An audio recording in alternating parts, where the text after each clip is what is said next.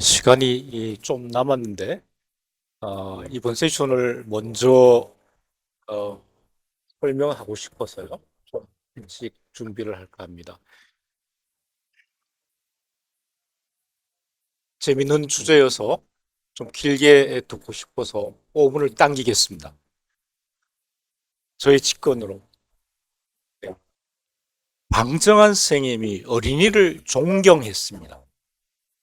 그 이유는 어린이들한테 갖고 있는 시간이 원로들이 갖고 있는 시간 훨씬 더 많기 때문에 그 어린이들의 갖고 있는 시간의 미래를 어떻게 만들어 갈지, 그 사람들이 어떻게, 그 아이가 어떻게 성장할지, 미래가 어떻게 만들어질지에 대한 존경심이 앞섰던 거죠.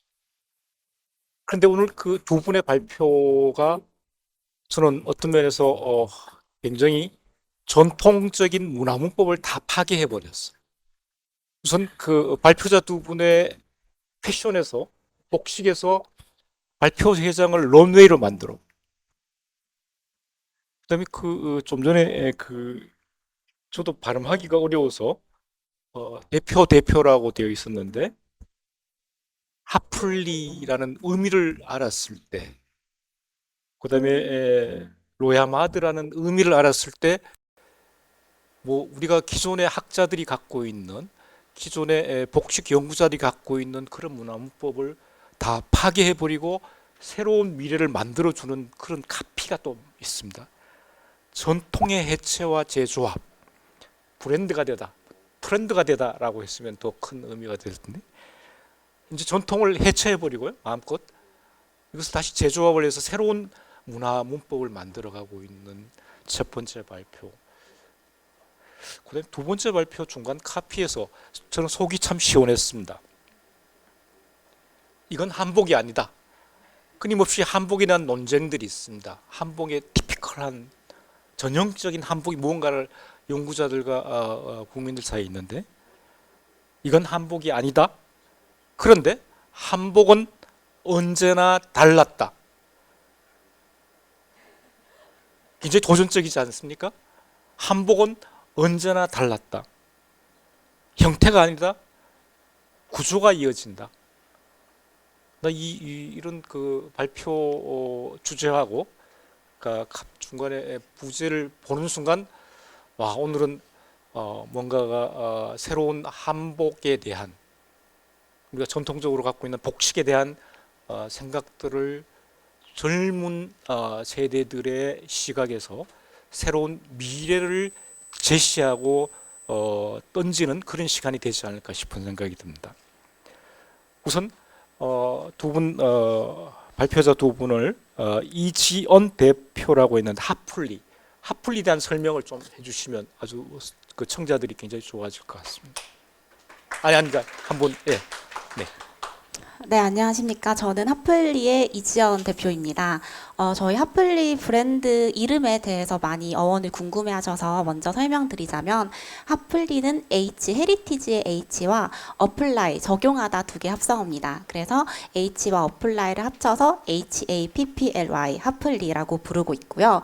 하플리는 저희가 헤리티지를 지금 우리가 살고 있는 동시대에 적용한다. 그래서 우리가 알고 있는 문화유산들을 지금 동시대 현대인들이 좀 더 받아들일 수 있게끔 재해석한다라는 뜻을 가진 이름입니다. 네, 오늘 발제 잘 부탁드리겠습니다. 감사합니다. 그다음 두 번째 발표를 한 김민재 대표는 로야마드입니다.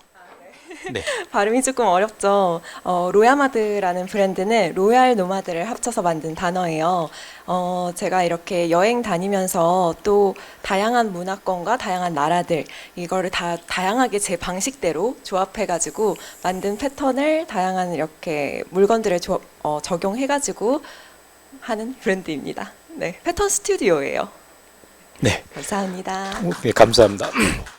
우선 그 정식 발표하기 전에 두 분에 대해 특별히 그러니까 설명드린 이유는 아주 그 멋진 네이밍을 하고 계시고 멋진 일을 하고 계신다. 그리고 우리가 전통 문화를 정리하면서 뭐 언제나 스토리텔링이란 말을 했는데 두 분은 스토리 두잉을 하고 있더라. 그러니까 직접 뭐 그 제시하고 재현하고 뭐 거대 담론을 이야기하는 것이 아니라 이 두 분은 직접 자기가 두잉한다. 이제는 그 전통 문화에 대한 그 접근은 텔링이 아니라 이제는 두잉의 시대로 가고 있는데 이 두 분의 발표 PPT를 제가 그냥 그림으로 봤지만 너무 기대가 되는 그런 발표입니다. 그래서 좀 일찍 시작했고 이제 원장님이 들어오셨으니까 원장님 하여튼 이런 자리에 처음부터 끝까지 참석해 주셔서 감사드리고요.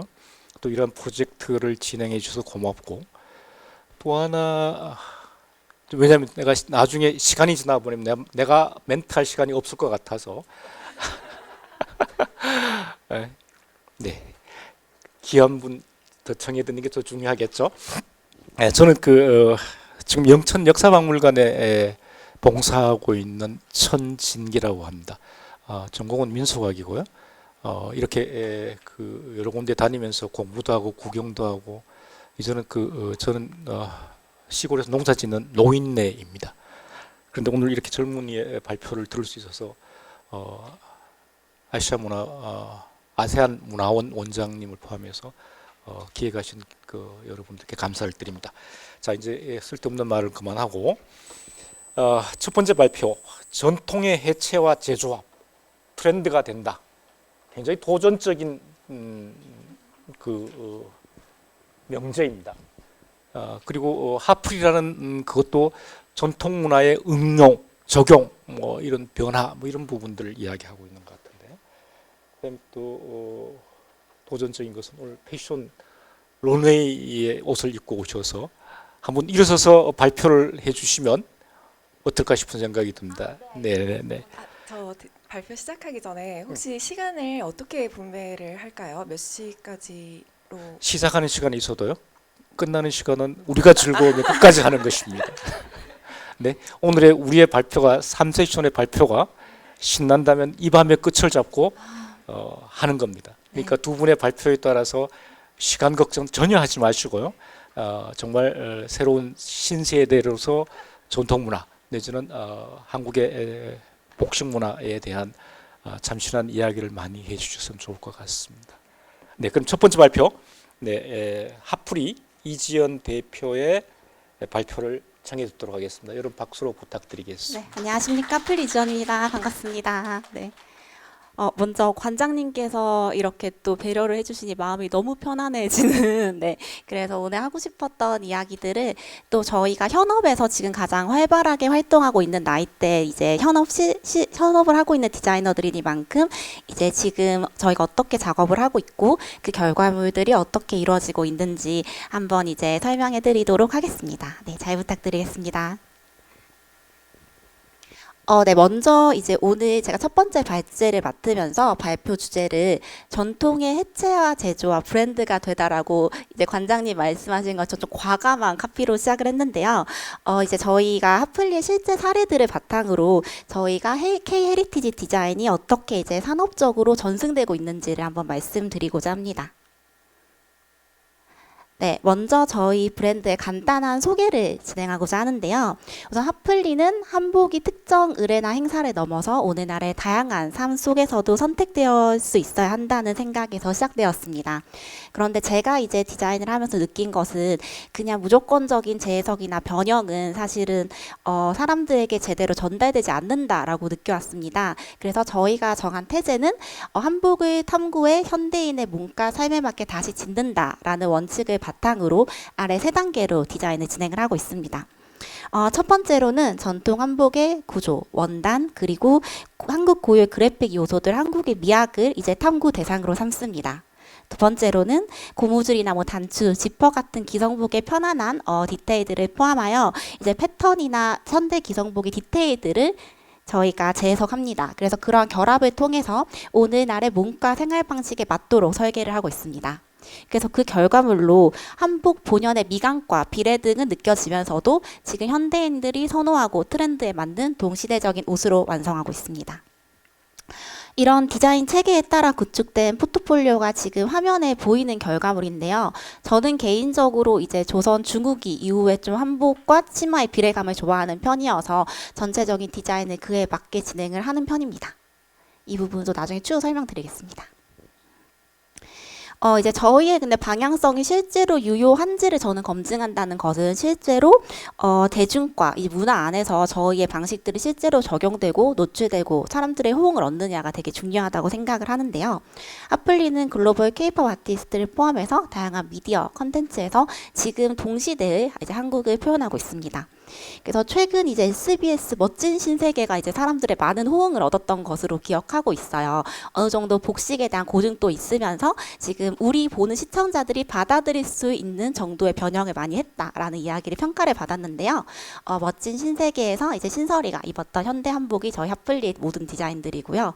그 외에도 뭐 수진님, 김연아님, 그리고 저희 유진스, 뭐 르세라핌, 유재성님 다양한 이제 아티스트 분들과 함께 협업을 진행하면서 저희가 추구하는 지향성이 전통의 계승은 아니더라도 지금 이 시대의 문화와 컨텐츠들을 즐기는 사람이 지금 대한민국의 전통은 이렇게 나아갈 수 있구나라는 미래 방향성과 이제 미감을 느낄 수 있고 실제로 작동하는 것을 확인했습니다. 네, 이런 파급력의 핵심에는 저는 저희의 텍스타일이 좀 많은 역할을 차지했다고 생각을 합니다. 네, 저희 텍스타일을 이제 오늘 함께 저와 발제를 진행하는 로얄마드 텍스타일 스튜디오와 함께 개발해온 결과물입니다. 그래서 저희 둘이 어떻게 함께 또 저희가 동갑내기 친구예요. 일을 하다가 같이 친해진 친구인데 저희가 같이 어떻게 이 문화를 바라보고 어떠한 기준들로 해석해 온지 한번 설명드리면서 지금 직물공예가 어떻게 현대적으로 전승될 수 있는가에 대한 가능성을 말씀드리도록 하겠습니다. 먼저 저희도 이제 여러 번의 협업을 진행을 하면서 저희 브랜드와 텍스타일 스튜디오 두 곳의 이제 구체적인 프로세스를 구축하게 되었습니다. 사실 이제 보통 패션 브랜드에서는 인하우스로 이제 그래픽 디자인과 개발을 하는 경우가 많고 사실 로얄마드가 거의 최초라고 느껴질 만큼 어떤 텍스타일을 전문으로 하는 직물 공예를 전문적으로 진행하는 사실 스튜디오가 한국에 많이 없었던 현실이었어요. 그래서 저희도 이렇게 협업을 처음 진행해 보니만큼 이제 프로세스를 되게 여러 번 반복해 보면서 이렇게 진행을 하면 가장 좋겠구나라고 정리를 해보았는데요. 가장 중요한 것은 이제 저희 핫플리 브랜드 그러니까 저희가 원하는 Y가 이제 원형 해석, 방향 설정, 우리는 왜 이것을 해야 되는가라는 것을 설정을 하면은 How라고 하는 어떻게를 이제 양사가 함께 협의를 하고 결과적으로 결과물에 대한 이제 디지털 시각화를 로얄마드가 담당하는 구조입니다.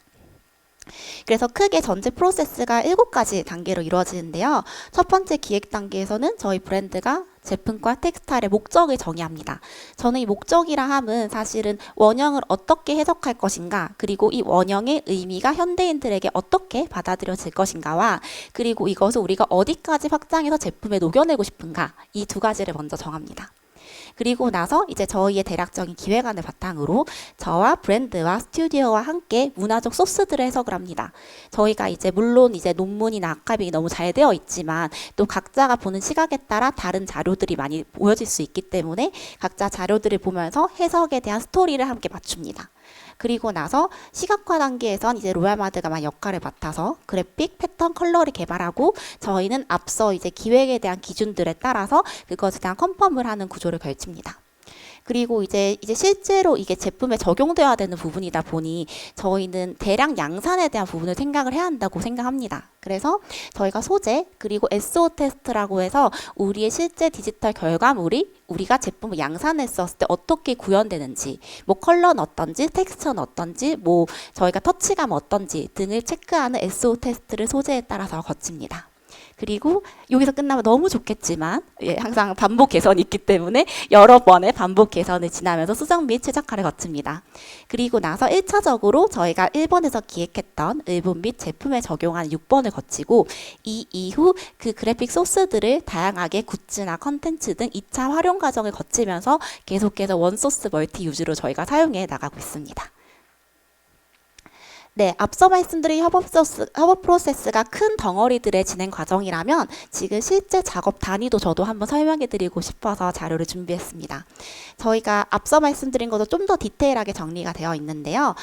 가장 여기서 중요한 점은 브랜드가 처음 기획과 제품 기획에서 명확한 주제를 설정을 하고 그리고 그 부분을 함께 다시 브리핑하고 방향성을 잡아가면서 개발을 한다라는 게 주요 골자입니다. 저희가 브랜드, 텍스타일 스튜디오 이렇게 두 가지 관점으로 나와서 어떠한 일들이 진행된지 작성을 해두었고 산출물까지 이제 기재가 되어 있으니 이 부분은 좀 이따 저희가 기회가 된다면 좀 자세하게 설명드리도록 하겠습니다. 네, 그래서 저희가 이제 이러한 작업을 진행을 할 때 이제 어떤 기준으로 전통 원형을 선택하는가가 매우 좀 중요한 주제인 것 같습니다. 그래서 저희가 두 가지 핵심 기준을 정립을 했는데요. 첫 번째로 저희가 질문을 먼저 세웠어요. 저희의 Y를 세운 것 같습니다. 그래서 우리는 이러한 전통 요소들을 지금 시대의 기술과 산업 구조 안에서 어떻게 다시 살릴 것인가가 가장 중요한 주제입니다. 이 말에 대해서 조금 더 자세히 설명을 드리자면 우리가 계승을 하는 것과 저는 이제 실제 사업화를 하는 거는 매우 다르다고 생각을 하는데 저희가 어쩔 수 없이 넘을 수 없는 허들이라는 게 현재는 존재하잖아요. 저희가 모든 걸 다 핸드메이드로 할 수도 없고 그리고 모든 양산을 이제 저희가 옛날처럼 똑같이 이어나갈 수는 없기 때문에 그러한 것들을 지금 시대에 우리가 사용할 수 있는 원단, 패션, 패브릭 생산에서 기술과 구조 안에서 어느 정도까지 다시 살릴 것인가 이것을 가장 중요한 주제로 잡고 이 두 가지를 설정했습니다. 첫 번째는 해체와 재조합이 가능한 구조인가가 저에게 되게 중요한 명제입니다. 왜냐하면 해체와 재조합은 즉 확장성과 반복성을 의미합니다. 이것을 우리가 단청이란 소스를 보았을 때 뒤에 설명드리겠지만 이것을 우리가 요소를 모두 분리할 수 있고 그것을 다시 합칠 수 있어야만 다양한 곳에 적용될 수 있고 또 그것을 반복적으로 사용할 수 있다고 믿기 때문입니다. 두 번째는 한국만의 독특한 내러티브를 가지면서 보는 즉시 시각적 인지가 되는 원형인가라는 부분인데요. 저희도 이제 동아시아나 이제 아세안 문화를 많이 보고 또 자료들도 보다 보니 사실 사람들이 느낄 수 있는 유사한 부분이 당연히 있다고 생각을 합니다. 문화적 공통성이 있으니까요. 하지만 그럼에도 불구하고 사람들이 시각적으로 보았을 때 세계 조합이나 요소들이나 스토리텔링에서 아, 이거 한국적이다 라고 당장 스토리가 없더라도 느낄 수 있는 부분들인지 라는 것을 많이 고민을 하면서 개발을 하고 있습니다. 그래서 이 두 가지 질문을 바탕으로 저희가 진행해온 주요 작업 세 가지를 설명드리고자 합니다. 첫 번째는 건축에 이루어진 한국 단청 문양을 재해석한 단청 페이즐리 패턴이고요. 두 번째로는 제가 참 좋아하는 이제 남계우 작가님의 화족도를 재해석한 저희 오늘 옷도 이제 화족도로 네, 화접도로, 왜냐면 실물이 가장 중요하니까요. 네, 화접도로 두 번째를 설정을 했고요. 세 번째가 사실 제가 너무 좋아하는 프로젝트고, 멋진 신세계에서도 이제 임지연 배우가 입어서 많이 화제가 됐던 디자인인데, 1980년대 빈티지 원단들, 예전에 저희 뭐 결혼식이나 많은 이제 을에 사용되었던 시기가 있었잖아요. 그래서 그 옛날 마고자 원단을 저희가 재해석해서 이제 디지털화하고 제품화한 그 헤리티지, 연화 헤리티지 패턴 이 세 가지를 설명드리고자 합니다. 네, 먼저 첫 번째로 단청 페이즐리입니다. 네, 이제 오늘 저희는 이사님이 함께 오셨는데요. 저희 이사님께서 이제 디렉팅이나 이런 방향성을 많이 저와 논의를 하면서 저희가 개발해 나갑니다. 그랬을 때 가장 중요한 것은 저는 출발점이라고 생각해요. 어떠한 소스를 봤었을 때 우리가 이걸 어디까지 확장할 수 있을까를 고민하면서 이야기를 해야 한다고 생각하는데요. 처음에 단청을 저희가 페이즐리 패턴으로 만들겠다라는 것은 우리 단청이라고 하면은 저는 가장 규격화된 소재라고 어떻게 보면 저희는 생각했습니다. 왜냐하면 건축물의 어떠한 형태, 뭐 저희 석가래라던가 뭐 지붕이라던가 특정 형태의 문양들이 일정한 규칙과 색채를 바탕으로 되어 있는데 이것을 그러면 의류에 녹이게 된다면 사실 그 형태를 그대로만 가져와서 넣는다면 어느 정도 사용에 제약이 있지 않을까? 그러면 이거를 패턴화하면은 더 자유롭게 쓸 수 있지 않을까라는 이야기를 했습니다. 그리고 제가 해외에서 이제 뭐 해외 고객님들이나 뭐 저 해외 뭐 세미나나 뭐 패션위크나 이런 데 가서 보았을 때 생각보다 단청의 이름은 모르더라도 많은 사람들이 아 맞아 팔레스 그 위에 천장에 있던 그거라고 인지를 하고 있는 경우가 많았습니다. 전 세계적으로. 그랬을 때 이것을 더 자유롭고 다양하게 아이템을 녹여낼 수 있으면 무엇이 있을까라는 발상에서 저희가 출발했습니다. 그랬을 때 저희가 레퍼런스로 삼았던 게 페이즐리 스타일 어때? 라는 이야기가 나왔는데요. 이미 페이즐리 패턴은 되게 아이코닉한 방식이라고 생각을 합니다. 그런데 당초 모드 내부 모티브가 단청 요소와 유사하고 그리고 저희가 동일하게 교집합적인 부분이 있고, 그리고 실제로 페이즐리 패턴은 이제 서구권에서 되게 이런 오리엔탈적인 느낌으로 사용이 되거나, 뭐 흔히 말하는 스트릿 패션, 다양한 이제 패션 아이템이 활용되고 있기에 이런 페이즐리 스타일로 우리가 재해석해보는 게 방법이 될 수 있겠다라고 레퍼런스를 선택했습니다. 그래서 저희의 작업 방식은 단청 문양 요소를 분해, 재조합하되 단청 특유의 색감을 유지하면서 단청스러움을 살리고자 했습니다. 그때 저희가 중요하게 생각한 네 가지 작업 기준이 있는데요. 첫 번째로는 각각의 요소가 조화롭고 이제 잘 배치될 수 있는가. 두 번째는 익숙한데 뭔가 새롭다, 아니면 새로운데 익숙하다라고 느낄 수 있는가. 세 번째가 이런 색 조합이 누가 봐도 이거 단청이다 라고 느낄 수 있는가. 네 번째로는 완성한 결과물이 의류뿐만 아니라 다양한 아이템들에 확장될 수 있는가. 이 네 가지를 작업 기준으로 삼았습니다. 그래서 저희 단청 텍스타일의 이제 진행 과정을 이렇게 프로세스화해서 보여드리고자 합니다. 우선 첫 번째로 가장 여러분이 보시기 가장 왼쪽에 있는 곳이네요. 왼쪽에 있는 곳들은 저희가 주화문이나 당초문이나 그러한 요소들을 모두 해체하고 재조합해서 익숙한 페이즐리 패턴으로 만들었습니다. 그 다음에 이제 페이즐리에서 가장 이제 사람들이 인상적이거나 익숙하다고 느끼는 게 반다나 스타일인데, 이것을 세 가지 세 가지 보자기 형태로 만들고, 그리고 그 보자기를 이렇게 조각보 형태로 배치를 해서 독특하죠 구성미와 색채미를 구현하고자 했습니다. 그래서 하나의 소스를 세 가지 어떠한 모티브로 만들고, 그 모티브로 이렇게 최종으로 그래픽을 한 모습입니다. 그리고 이제 저희가 이제 SO라고 해서 아까 뭐 소재나 물성을 이제 적용하는 걸 많이 중요하게 생각한다고 말씀을 드렸는데요. 우픈단 이제 작카드 위에 저희가 단청 페이즐리 그래픽을 DTP, 디지털 프린팅 작업을 해서 실제로 이제 원단 문양과 표면 그래픽이 결합된 신규 원단으로 재탄생했습니다. 그래서 저희가 이제 사실 한복 소재가 저희도 물론 저희는 되게 좋아하고 자주 사용을 하지만, 많은 대중들 한복 소재는 전통 한복에만 사용하는 거 아닌가? 라는 생각을 할 수 있는데, 이제 지금 그래픽과 함께 결합해서 좀 더 사람들이 이렇게 자켓으로도 만들 수 있고 스커트로도 만들 수 있고 트윌리로도 만들 수 있네, 되게 다양하게 확장되는 것을 목표로 했습니다. 그래서 이제 저희가 실제로 어떠한 성과를 이뤘는지, 어떠한 결과물로 탄생했는지 한번 보여드리고자 합니다. 첫 번째로는 저희 이제 K-POP 아티스트 청아를 비롯해서 121주년 독도의 날 기념 뮤직비디오 등 되게 다양한 매체에 노출되었던 제품이고, 실제로 저희가 처음부터 제품이나 뭐 활용도의 다각화를 생각했다 보니 댕기든 헤어 액세서리로 확장 가능한 이제 아이템 그래픽이 되었습니다. 그리고 마지막으로 저희가 현대차 넥소와 함께 협업을 했었는데요. 자동차 브랜드들 이종산업과 협업을 해서 실제 그래픽을 이렇게 차에 매핑함으로써 좀 더 다양한 영역으로 적용하고 확장할 수 있도록 했던 그래픽이었습니다. 네, 다음은 제가 입고 있는 화족도 그래픽에 대해서 사례를 설명드리고자 하는데요. 이것은 조금 어떻게 보면은 제가 민화를 되게 좋아하는데, 실제로 이 민화를 옷에 구현하고 싶다라는 상상이나 생각이 항상 있었습니다. 그랬을 때 이걸 어떻게 실현할 수 있을까를 이야기하면서 진행한 과정입니다. 그래서 좌측에 있는 한 폭의 미나를 오디에 구현하는 발상을 실현하기 위해서 처음으로 전 옷이 곧 좀 작품이 되었으면 좋겠다라는 경험을 목표로 했습니다.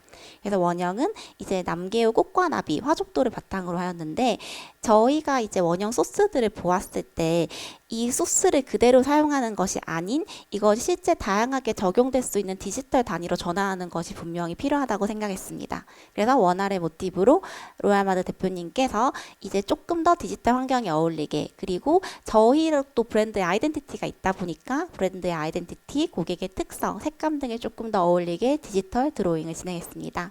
그리고 난 다음, 사실 미나는 이게 하나의 그림이 하나의 소스잖아요. 근데 그게 아닌 나비 하나, 꽃 하나, 그리고 이러한 잎 하나까지 각각의 다 구성 요소를 확장 가능한 낱개의 모티브로 분리했습니다. 그리고 지금 옷본이 실제 위치에 맞춰 재배치를 하는 작업 방식을 가졌습니다. 그래서 저희가 작업을 진행할 때 색감이나 그림체가 미나스럽지만 조금 더 디지털로 프린트하거나 아니면은 다양한 뭐 패키지 같은 곳에 사용하더라도 좀 잘 어울렸으면 좋겠다. 그래서 미나 특유의 분위기는 유지하되 컬러라던가 아니면은 뭐 라인의 뭐 배치, 라인의 색감 그리고 라인의 굵기 같은 게 되게 좀 선명하지만 맑고 투명한 느낌이었으면 좋겠다라는 좀 어려운 요청을 드렸었고요.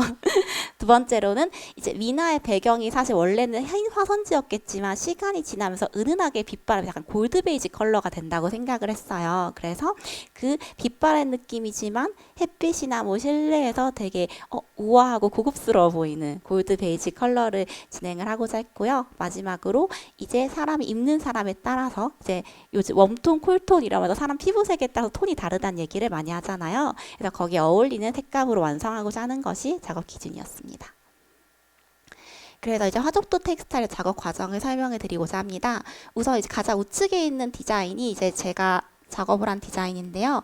이제 말기 치마와 그리고 저고리의 형식이 있는데 그것을 하나하나 다 분리시켜서 디자인을 했습니다.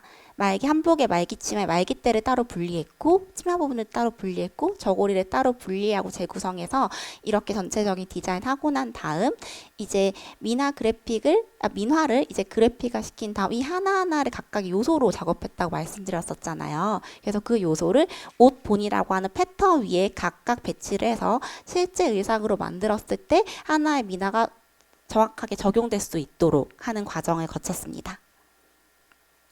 그리고 이제 저희가 화사한 색감을 좀 살리기 위해서 광택과 질감이 살아있는 이제 한복 자카드 원단을 베이스로 해서 DTP 프린팅을 진행해서 실물을 보시면 되게 은은하게 광택감도 있으면서 컬러가 되게 선명하게 구현되면서 되게 화사한 플로럴 디자인을 작업할 수 있었습니다.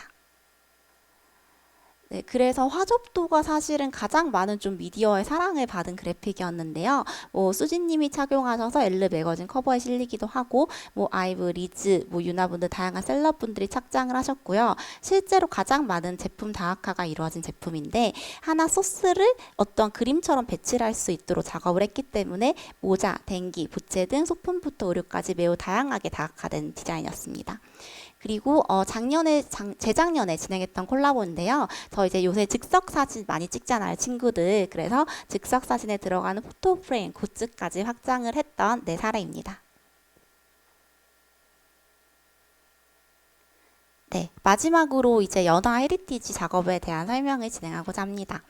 네, 저희가 이제 광장시장을 되게 자주 가는데 사실 옛날에 비해서 이런 전통 한복 원단을 사용하는 경우도 너무 적어지고 입는 행사도 작아지다 보니 사실 많은 곳들이 소멸되고 있어요. 근데 광장시장 창고에서 제가 1980년대에 그런 뭐 무슨 실크 이런 것들을 발견을 한 거예요. 그런데 지금 사실 할 수 없는 그때만의 뭔가 미감이라던가 색조합이라던가 아니면은 또 그 당시에 시각들이 담긴 것들이 너무 아름답다고 생각을 했는데 지금은 더 이상 그것을 제작하거나 구현하거나 뭐 양산할 수 없다는 걸 알게 되었습니다.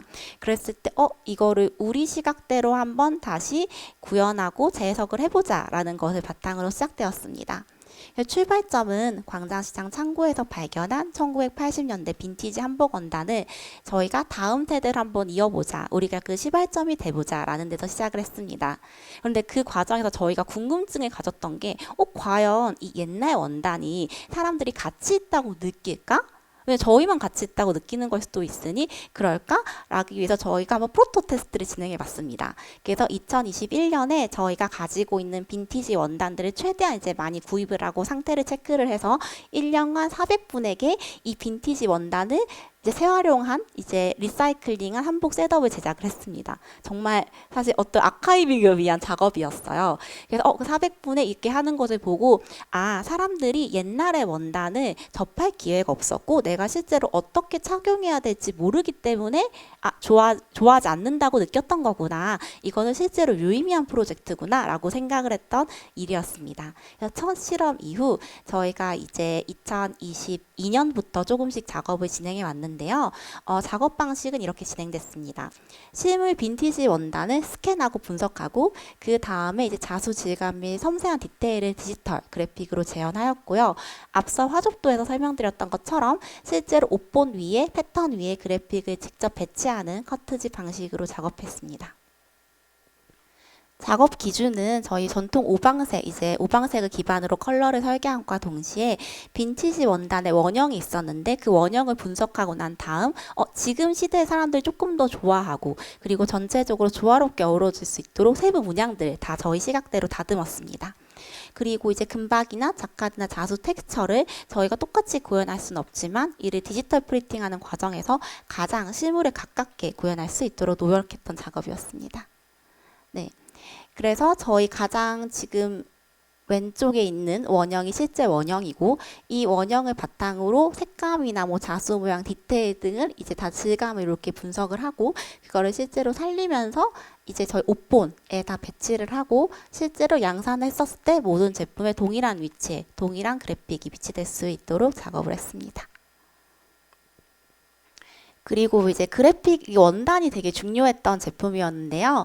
저희가 이제 1980년대 이제 제가 막 사료를 보는데 이제 저희 뭐 전쟁 이후에 사실 비로도 한복이 되게 막 사람들이 네 그쵸 그렇다 때가 있었잖아요. 근데 저도 이것도 되게 사람들에게 좋은 의미가 될 수 있겠다라고 생각을 해서 1980년대 공단을 재해석한 세팅 원단을 디지털로 되살렸습니다. 그래서 탄탄한 조직감과 은한 광택의 세팅 원단 위에 자수 질감을 살린 디지털 프린팅을 통해서 빈티지 문양을 재구현한 제품입니다. 네, 그래서 최근에 되게 화제가 됐던 멋진 신세계에서 신설이 캐릭터가 저희 다양한 컬러 중에 레드 컬러를 착용해 주셨는데요. 이게 저 비례 자체가 이제 저고리와 한복 치마의 비례로 되게 모던한 셋업 실루엣으로 작업을 했었어요. 그래서 여기에 연화 헤리티지 그래픽이 들어가서 되게 한국적인 완성도가 더해졌었습니다. 그리고 이제 커뮤니티나 사람들의 이제 후기들도 보았을 때, 신설이라는 혹시 이 드라마를 아시는 분이 계실까요? 감사합니다. 네. 그래서 이 신설이라는 캐릭터 잠깐 짧게 설명을 하자면 이 캐릭터가 조선시대 악녀였어요. 근데 갑자기 사약을 먹고 죽은 줄 알았어. 눈 탁 떠보니까 현대에 와 있는 거예요. 그래서 이 드라마 제작진 연락을 오셨던 게 하플리가 요게 너무 적합하다. 왜냐하면 너무 전통적이어서도 안 되지만 너무 현대적이어서도 안 된대요. 그 뭔가 이미지는 이 러블리하고 신설이라는 캐릭터에 잘 맞지만 봤었을 때 되게 얘라면 그럴 것 같아. 이 캐릭터라면 이런 옷을 입을 것 같아 라는 당위성이 맞아야 한다고 말씀을 하셨었거든요. 그랬었을 때 이제 이런 전통적인 문양들 그리고 이제 이런 비례감들 그리고 신설이가 되게 재밌는 게 검은 스타킹을 신어요. 한 중후반까지. 왜냐면 조선시대에서 봤기 때문에 맨살을 보이면 안 되거든요. 근데 그러한 것들까지 너무 잘 표현할 수 있는 옷이다 라고 해서 저희가 이제 현대의 신설이가 초반에 적응을 하기 위해서 가장 익숙한 옷을 택하고 입을 텐데 그때 하플리의 옷을 함께 했으면 좋겠다라고 먼저 요청이 오셔서 이렇게 진행을 하게 되었습니다. 그래서 사람들이 신설이라면 그랬을 것 같아. 신설이라면 이 옷을 입었을 것 같아. 라는 저희가 바라보고 있었던 지점과 그리고 실제로 모두가 대중들이 납득할 수 있는 스토리가 합쳐진 결과물로 되게 많은 호응을 얻었습니다. 그래서 실제로 이제 댕기든 헤어 액세서리로 확장을 하고 또 다양한 제품군으로 다각화된 그러한 디자인이었습니다. 그래서 이제 저희가 세 가지 이제 사례를 설명을 드렸었는데요. 이제 단청 페이즐리, 화접도, 연화 헤리티지 이렇게 세 가지 원형을 바탕으로 작업을 진행했습니다. 그래서 제가 이렇게 한 표로 한번 정리를 해서 이제 한 번에 좀 이해를 하실 수 있도록 정리를 해보았어요. 그래서 저희가 이제 말씀드리고 싶고 전달드렸고 싶었던 포인트는 원형을 재현하기보단 그 원형의 소스들의 하나하나의 의미를 알고 그것을 재구성하여 생성된 디자인 자산을 만들고 그로 인해서 다양한 제품과 협업으로 반복 확장된다라는 것이 저희가 하고 있는 디자인의 기조입니다. 이 부분이 되게 중요했다고 저는 생각을 하는 게 지금 이제 미디어 측에서는 가장 중요하게 생각하는 게 원형에 대한 이해도입니다. 실제로도. 그리고 고객들도 마찬가지예요. 이 사람이 재해석을 하고 문법을 파괴했지만 원형을 이해하고 있는지 이해를 하고 그거를 바탕으로 재해석을 했는지 아니면 그게 아닌 그냥 자기 마음대로 했는지가 되게 중요한 포인트입니다. 그래서 저희는 실제로 이제 원형을 이해하고 그를 통해서 저희만의 규칙과 기준을 바탕으로 분리 해체하고 다시 재조합함으로써 이렇게 다양한 결과물들을 만들어낼 수 있게 되었습니다. 제가 이제 현업에서 일을 하면서 저희들의 뭔가 일을 하면서 현업에서 한국적인 디자인이 어떻게 전승이 되는가라는 것에 대한 나름의 과정이라고 할까요? 그것을 한번 고민을 해봤는데요. 어떻게 보면 저희가 다음으로 나아가고자 하는 방향과도 같습니다. 우리가 한국적이다 아니면 전통 문화를 이어나가는 단계는 저는 크게 세 가지로 좀 나뉠 수 있다고 보입니다. 첫 번째로는 재현입니다. 그러니까 이런 단순한 재현이라고 하는 것은 원형의 형태를 그대로 유지하는 것. 저희가 요새는 국립중앙박물관이나 굿즈샵에 가면은 원형의 형태를 그대로 녹여서 어떠한 제품이 얻는 개발품들이 많이 나옵니다. 그래서 이건 누가 보았을 때 이거 고려청자네. 이거 예를 들어서 흉배네 라고 바로 이해할 수 있도록 한국적 모티브를 즉시 인지시킬 수 있는 재현의 단계가 있다고 생각합니다. 그 다음으로 이제 제가 오늘 소개한 세계 그래픽이 속한 단계인 분석과 재조립이 있습니다. 분석과 재조립은 재현이라 하면 흉배가 원형이잖아요. 원형을 그대로 어떤 제품이나 적용을 하는 것이 아닌 그 원형 안에 있는 요소들을 다 해체하고 그리고 다시 재해석을 해서 재조립하고 다양한 제품들에 입혀질 수 있도록 하는 게 분석과 재조립, 저희가 진행하고 있는 2단계입니다. 그리고 저는 이제 3단계 번역으로 저희는 나아가고자 이제 준비를 하고 있는데요. 이 말은 문양이나 형태 넘어서 뉘앙스로 표현될 수 있는가에 대한 연구를 진행해 보고자 합니다. 그래서 저희가 이제는 K 헤리티지 스튜디오라고 브랜드의 방향성도 바꾸면서 어떠한 특정한 형태를 벗어나서 색감이나 뉘앙스 등으로도 인지될 수 있는가 사람들의 한국적임을 연구를 하고자 합니다. 이렇게 1, 2단계를 지나서 번역을 다음 과제로 탐구하고 있는 이유는 어떻게 보면은 형태가 강할수록 특정 의뢰나 장면에만 소비될 수 있겠다라는 어떻게 보면 사람들의 고정관념에 대한 인식을 하게 되었습니다. 하지만 그걸 넘어 감각만으로도 한국적임이 느껴질 때 한국적인 디자인이 더 널리 확장될 수 있지 않을까, 사람들이 더 많이 소비하고 느낄 수 있지 않을까라고 생각을 하면서 이 3단계에서 다음을 위해서 한번 나아가고자 하고 있습니다. 네, 지금까지 하플리의 이지연이었습니다. 감사합니다. 시간의 자유를 드렸더니만 정확하게 시간을 지켜줍니다. 이 발표 듣고 우리 이 한복 추진단 김미진 박사님, 그다음에 그 옆에 있는 경주대학교 장명수 교수님 질문 꼭 한 가지씩 준비해 주십시오. 저는 굉장히 멋진 발표라고 생각하고요. 지금 한복 추진단에서 하고 있는 네 번째 발표인가요? 시장 한복 다섯 번째 한복의 시장에 관련 그러니까 그거인데 굉장히 아까 광장시장도 나왔고요. 네. 그러니까 얼마 전에 또 에르메스에서 남대문표 보자기 만들어서 상품에서 120만 원짜리 만든 것도 있었고요. 그래서 꼭 질문해 주시고요. 그다음에 아까 이제 우리는 박물관에 있는 사람들은 남나비라고 합니다. 그분은 나비만 그렸습니다, 평생. 남나비, 그러니까 미술사, 독일에서 미술사를 공부해 오셨는데 미술사 쪽에서 원형을 이렇게 했을 때 거기에 대한 질문 꼭 해주십시오. 네. 우선 제가 두 번째 발표가 너무 또 기대되어서 두 번째 발표 또 듣고 플로의 질문을 받도록 하겠습니다. 두 번째 발표는 아까 설명해 주셨는데 로야입니다. 아마 필명인가요? 네, 로야. 예명입니다. 네, 사실 로야 마드는 로야라는 사람이 로메드 여행하고 방황하면서 컬렉션하고 영감받은 것들로 만들어서 자기 회사 이름을 만들었다고 아까 좀 전에 설명해 주셨는데, 하여튼 박수로 또 새로운 이야기를 청해 듣도록 하겠습니다. 안녕하세요. 저는 로야마드 대표이자 패턴 디자이너, 저희 실명은 김민재고요. 예명은 로야라고 합니다.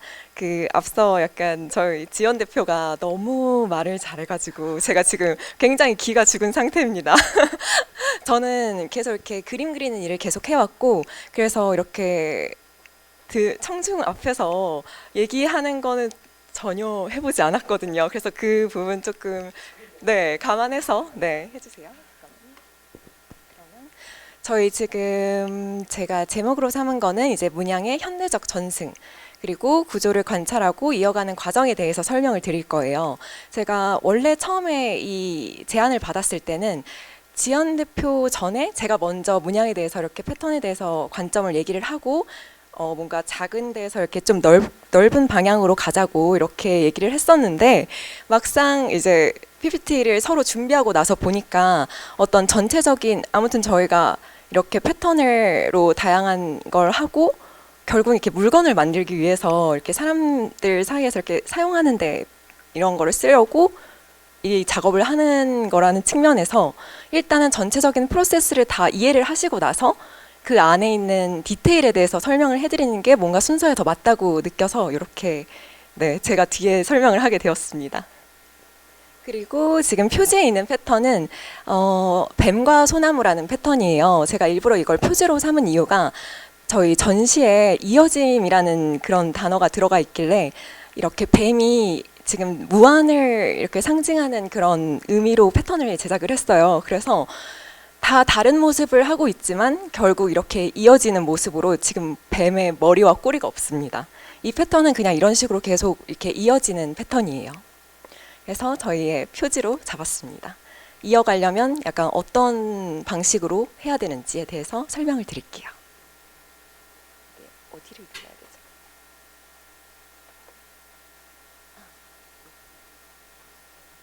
되죠?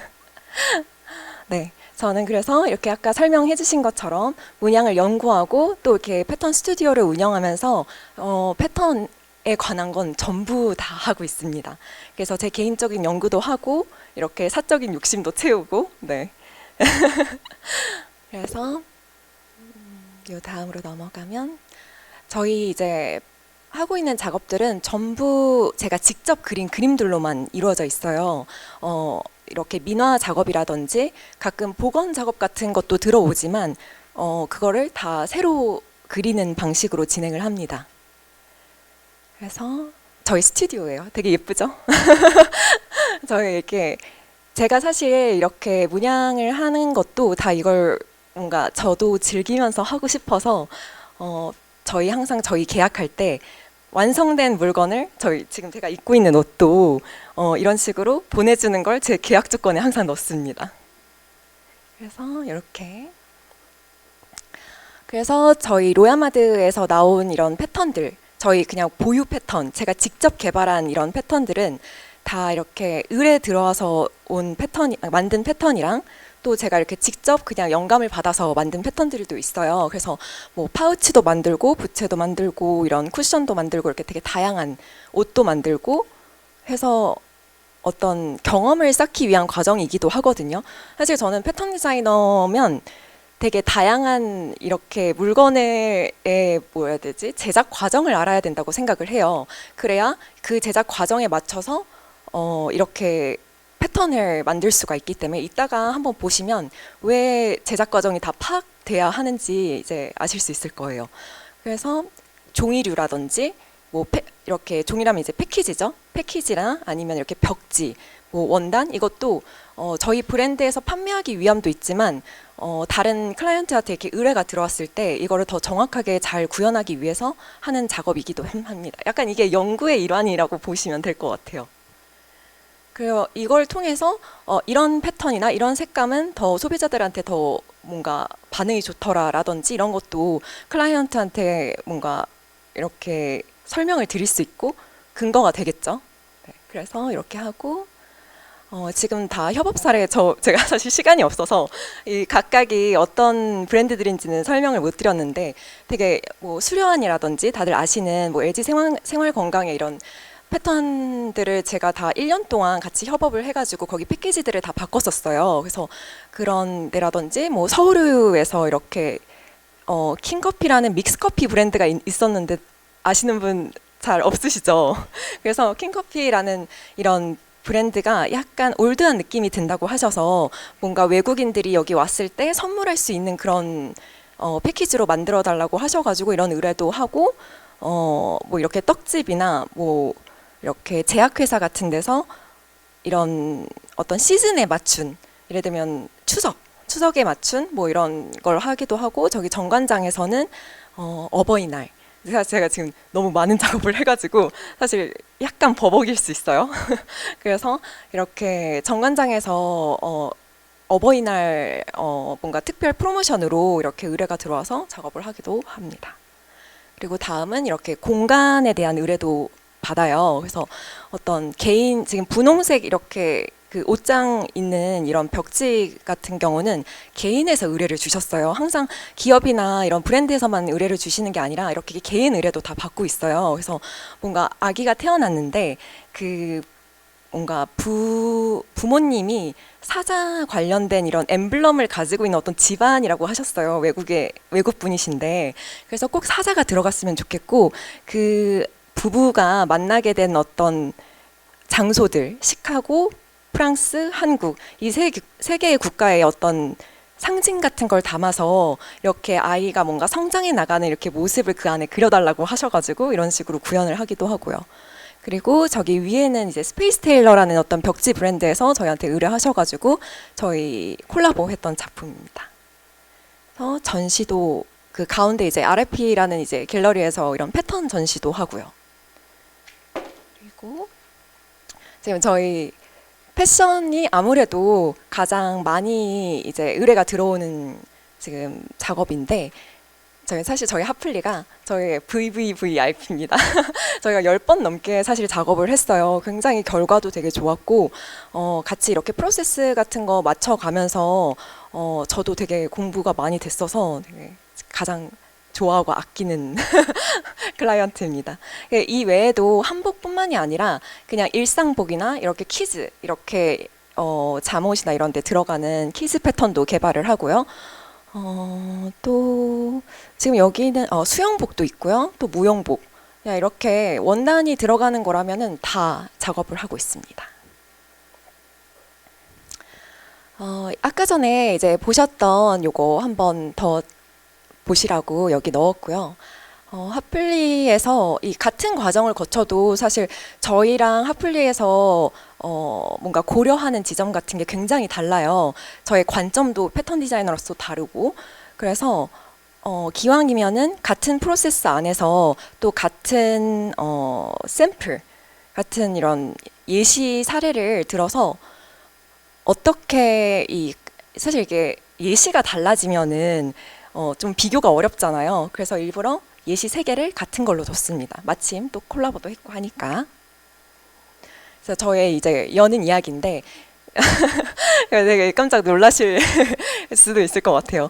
저희가 왜 이들을 기원이라고 부를까요? 이 오스트랄로피테쿠스와 저희는 사실 생김새도 다르고 삶의 방식도 다르고 먹는 것도 다릅니다. 근데 우리는 그래도 그들을 기원이라고 부르는 이유에 조금 초점을 맞춰봤어요.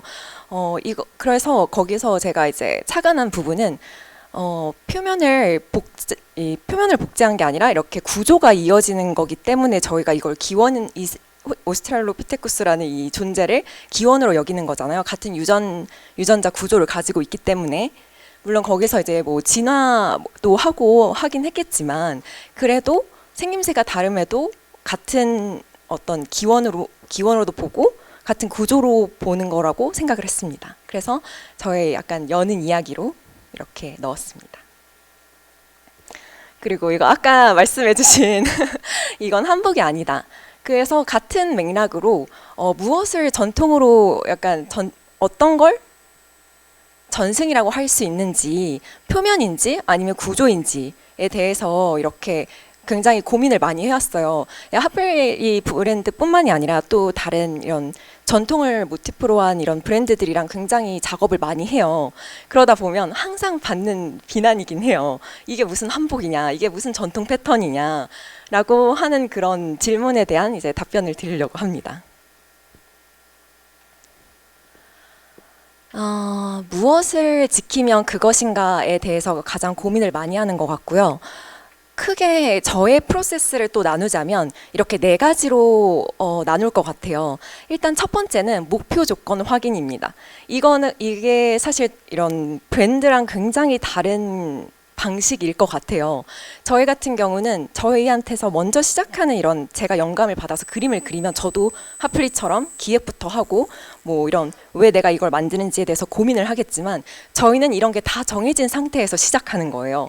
항상 이제 클라이언트가 이미 어떤 목표나 기획이나 이런 제약 조건을 먼저 가지고 옵니다. 그래서 제약 조건이라고 한다면 예를 들면 어떤 매체에다가 프린트를 할지 어떤 인쇄 방법도 하나의 원단에도 되게 다양한 인쇄 방식이 존재를 하잖아요. 그런 방식에 따라서 또 제가 이렇게 써야 되는 프로그램도 달라지고요. 또 예를 들면은 실크 스크린처럼 이렇게 제약된 색깔로 해야 되는 경우는 그걸 고려해서 디자인을 해야겠죠. 그래서 이런 제약 조건들을 다 알고 있어야 되고요. 그리고 모르면 또 공부하기도 하고 해야 되는 게 있어서 되게 어렵습니다, 사실. 패턴 스튜디오가 왜 잘 없는지 약간 알 것 같아요. 그리고 이런 원단뿐만이 아니라 또 종이로 가면 또 종이에 관한 이런 프린트 방식이 너무 다양하잖아요. 그래서 그런 거에 대해서 기초 상식 정도는 약간 알고 있어야 된다는 부분이 다른 것 같아요. 그 다음이 제가 오늘 가장 중점적으로 설명할 관찰이랑 판별에 관한 거예요. 저는 이거를 약간 설명드리기 쉽게 스위치랑 레버라는 개념으로 이렇게 정리를 했어요. 사실 이 발표를 준비하면서 이걸 어떤 단어로 설명을 드릴 수 있을까를 되게 고민을 했어요. 왜냐면 저도 지금 이런 직물 전시에서 저기 직물을 짠 여성분들처럼 굉장히 감으로만 이렇게 하는 것들이거든요. 이런 백그라운드를 좀 설명을 드리자면 저는 12살부터 지금 제가 91년생입니다. 이 나이 때까지 계속 그림을 예술중학교, 뭐 예술고등학교, 미대 이렇게 해서 쭉 그림을 되게 오래 그려왔어요. 그래서 저는 사실 이거를 말로 설명하는 게 굉장히 어려워요. 왜냐하면 저는 그냥 감으로 했던 것들이어서. 그래서 이 발표를 이렇게 준비를 하면서 어떻게 하면 이거를 더 잘 설명을 드릴 수 있을까 되게 고민을 하다가 약간 스위치랑 레버 같은 느낌이라고 약간 생각을 해서 이렇게 정의를 했고요. 그리고 나서 예측이랑 합의 이렇게 어떤 조건을 저만의 이제 원형에서 어떤 조건을 찾아서 이거를 예측을 합니다. 이거는 순전히 저의 약간 능력이라고 할 수 있을 것 같아요. 패턴 디자이너의 능력인 거죠. 이런 조건들을 하나의 조건이 바뀌면 그러니까 조건을 이렇게 자기가 원하는 대로 선택할 수 있는 게 아니라 이 조건으로 인해 수많은 것들이 되게 영향을 받아요. 아까 전에 말씀드린 것처럼 그림체를 뭐 먼저 정하면 그 뒤에 제약이 생기고 또 프린트 방식을 정하면 그림체의 조건이 바뀌기도 하고 그래서 서로 굉장히 영향을 많이 주기 때문에 이런 예측에 대한 약간 뭐라 해야 되죠? 능력이 좀 있어야 합니다. 그리고 이 예측한 결과값에 대해서 이제 클라이언트와 합의를 하는 거죠. 지금 선택하시는 이게 나중에 결과로 나왔을 때 어떻게 될 수 있다. 이거를 먼저 말씀을 드리고 어떤 부분은 약간 타협을 할 수가 있고 이런 타협안도 같이 제시를 하고요. 그리고 이제 이런 결과를 이제 받아들이실 수 있는지에 대해서 이제 같이 합의하는 내용이 이제 컨펌 받는 내용이랑 거의 같이 묶여 있습니다. 그리고 이거를 또 합의한 대로 또 구현하는 거 이렇게 4가지가 있는데 그 중에서 가장 제가 이제 이 2번에 대해서 더 자세하게 예시를 들어서 설명을 드릴게요. 이거 왜 이렇게 다르죠? 저기 이제 잘린 게 무엇이 화접도를 화접도로 만드는가에 대해서 첫 번째 이제 지금 전에 보신 요 관찰과 판별 여기를 제일 먼저 이제 시작하는 건 정의 조건에 대한 판별이에요. 남계우 원작을 이제 관찰해서 보편적 정의가 어떻게 되어 있는지를 파악하는 거죠. 남계우 원작의 이 그림이 이제 처음에 의뢰를 들어왔을 때 화접도로 이거를 그리고 싶다고 하셨는데 화접도라고 인식이 되려면 이걸 그대로 쓰지 않을 예정인데 이거를 화접도로 인식하는 조건은 뭘까라고 했을 때 꽃과 나비의 존재는 무조건 있어야 되죠.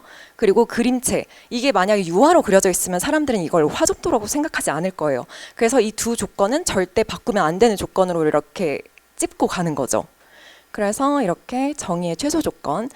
근데 이 보편적이라는 것도 사실 그냥 저의 주관이에요. 네, 주관이고 이렇게 대체로 그림체를 바꾸면 사람들이 그러니까 바꿔보기도 해요. 실제로 이렇게 바꿨을 때 너 이거 화접도로 볼 것 같아?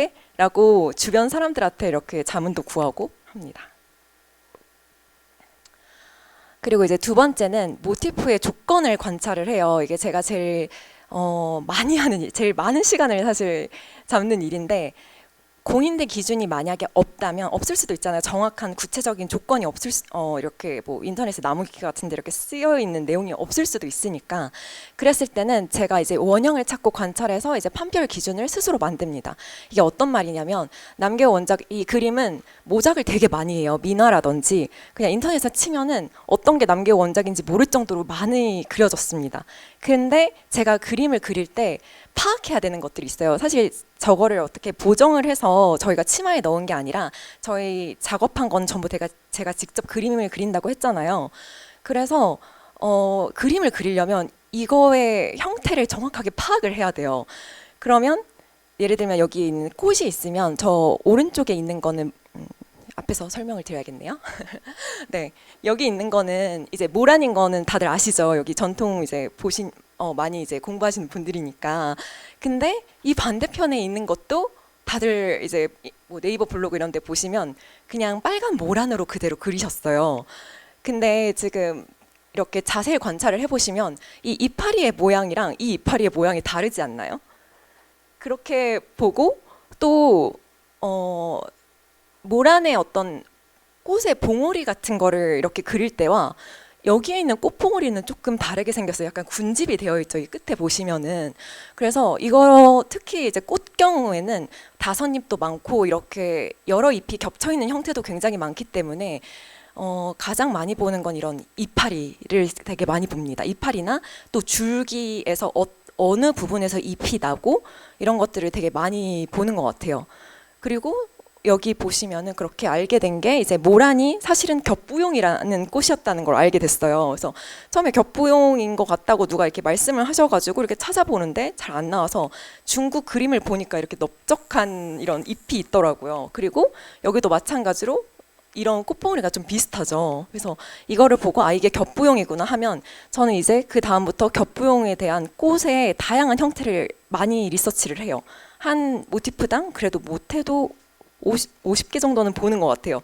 왜냐하면 꽃이 어떤 색깔까지 베리에이션이 가능한지도 확인을 해야 되고 꽃이 뭐 오므려 있을 때, 펼쳐져 있을 때도 모두 알아야 되고요.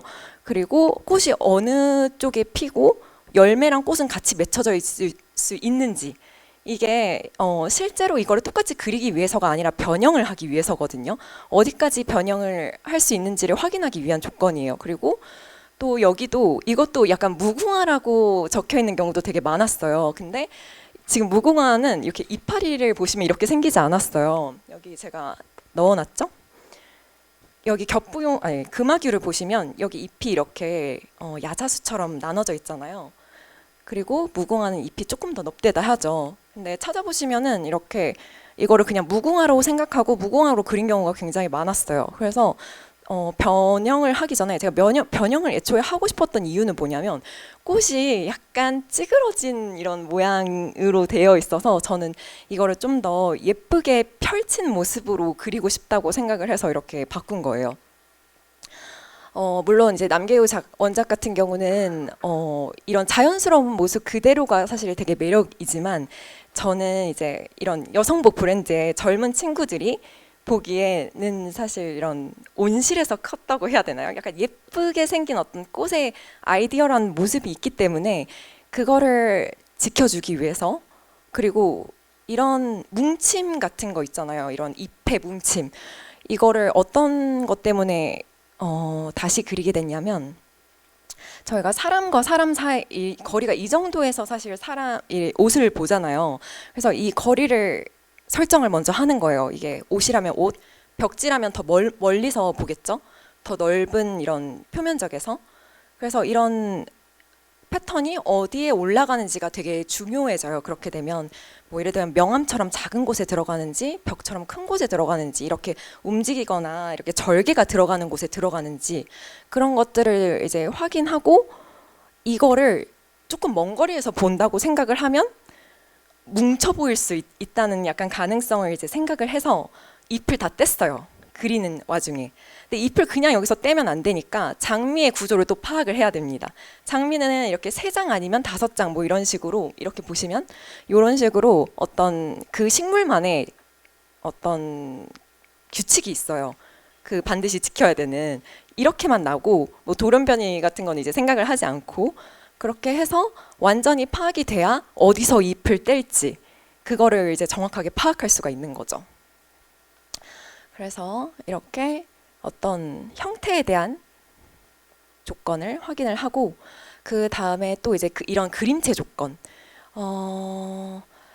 저희가 이제 물론 저도 예전에는 손 그림을 되게 많이 그렸는데 클라이언트의 의뢰 같은 경우는 굉장히 수정사항도 굉장히 많고 네 그리고 이제 프린트 같은 걸 하려면 무조건 디지털로 그림을 그려야 되고 바탕에서도 떼어내야 되고 하니까 디지털로 그리는데 이런 농담의 효과를 놓칠 수는 없기 때문에 이게 저희 아까 전에 정체성의 조건에 들어가 있었잖아요.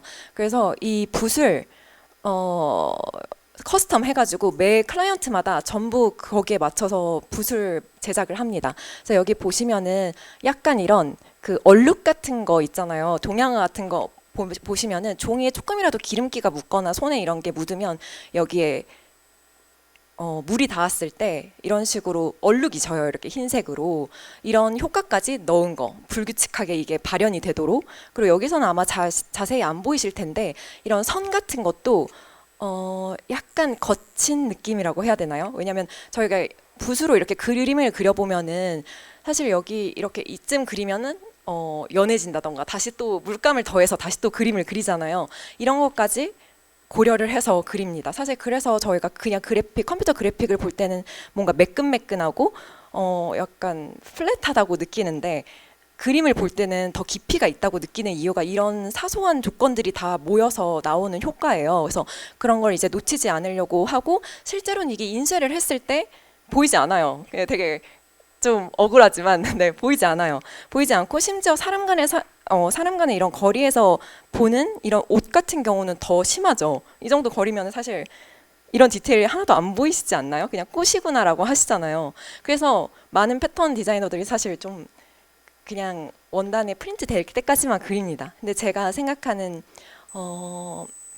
결국에 이런 디테일들이 다 모여서 어떤 결과를 만들어낸다고 생각을 하기 때문에 신경을 많이 쓰고요. 추후에 이게 어떤 물건으로 만들어질지 모르기 때문에 신경을 써야 되고 또 상세 페이지 같은 경우에는 이렇게 그냥 그대로 보이기도 하잖아요. 그래서 이런 거를 이렇게 넣고 있습니다. 아마 PPT랑 약간 다른 부분이 있을 거예요. 제가 좀 늦어가지고 좀 추가를 했거든요. 외부 제약 조건 관찰에 관한 건데요. 이게 사실 그 첫 번째에 와 있어야 되는 내용인데 기준이 저는 달라요. 학자분들이랑 되게 다른 부분이라고 할 수 있는데요. 저는 기준이 원본이 아니고 이 패턴이 놓일 자리가 언제나 기준이에요. 그래서 클라이언트의 의뢰를 사실 이런 그림의 어떤 원본을 그대로 이렇게 살린다라기보다는 클라이언트의 의뢰를 무조건적으로 중요하게 생각을 하는 거고요. 그래서 아까 말씀드린 어떤 멀리서 보이는 이런 거리를 기준으로 목표의 이런 선을 되게 정확하게 판단을 해야 되고요. 이게 당시에 이제 지연 대표가 저에게 얘기를 했던 게 나비를 징그러워 하시는 손님들이 많다고 하시더라고요. 그러니까 곤충이라고 생각을 하시는지. 근데 그 남계우 작가의 그 그림을 보면은 굉장히 나비가 많아요. 그 꽃보다 사실 나비가 더 많거든요. 근데 저는 나비라는 그 스위치는 끄지 않고 레버를 살짝 줄인 거죠. 그 다들 어떤 사진 보정 같은 거 다들 어플로 많이 해보셨잖아요. 그런 식으로 이렇게 보정을 약간 줄인 거죠. 더 숫자를 약간 더 줄이고 그리고 잎과 꽃은 이렇게 멀리 보이는 어떤 거리로 이렇게 하고 색은 이거 되게 중요합니다. 색은 사실 이게 모티프를 떼서 그리면 다들 아무 바탕에나 올릴 수 있으니까 이렇게 작업을 하나 보다라고 생각을 하시지만 사실 저는 이 완성되는 게 어떤 색깔에 올려질지를 알고 그리는 게 더 잘 그려져요. 왜냐하면 사람의 눈은 사실 착시가 굉장히 많이 일어나요. 그래서 이 바탕색이 뭐냐에 따라서 이 위에 모티프가 사실 똑같은 모티프가 죄송합니다. 네. 이 치마 위에 색깔이 달라야 사람들이 선택권이 있잖아요. 예를 들면 좀 무난한 거 좋아하시는 분들은 약간 이런 색감 하실 수도 있고, 뭐 좀 화려한 거 원하시는 분들은 이런 색을 선택하시기도 하고, 그래서 언제나 패턴은 그 베리에이션, 컬러 베리에이션이 제작이 꼭 돼야 돼요. 한색이랑 난색을 나누는 경우도 있고, 뭐 파티에서 입을 옷, 평상시 입을 옷으로 나누는 경우도 있고, 그런 조건들을 이제 저희한테 주시면은 제가 이제 거기에 맞춰서 제작을 하는데, 그냥 똑같은 모티프를 올리는 게 아니라 검정색에 올렸을 때는 아무래도 약간 화려한 거 좋아하시는 분들이 입는다는 어떤 가정하에, 어떤 파티에 갈 때 입는 옷이라고 가정하는 하에 빨간색을 더 진하게 이렇게 채도가 더 높게 해서 더 화려하게 만들고, 여기 같은 경우는 좀 더 부드럽게 부드러운 톤으로 이런 상아색과 더 어울리게끔 네, 제작을 합니다.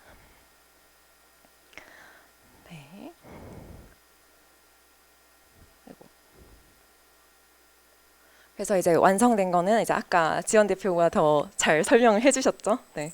그래서 제가 되게 아쉬웠던 부분은 이 모티프가 개발됐을 때 항상 작잖아요, 사실. 저기 보시면은 작은 패턴들이 이렇게 반복이 되고, 근데 항상 패턴이 이렇게 딱 모티프가 엄청 잘 보이게만 들어갈 수 있는 건 전 아니라고 생각을 해요. 실제로 여기도 자세히 보시면은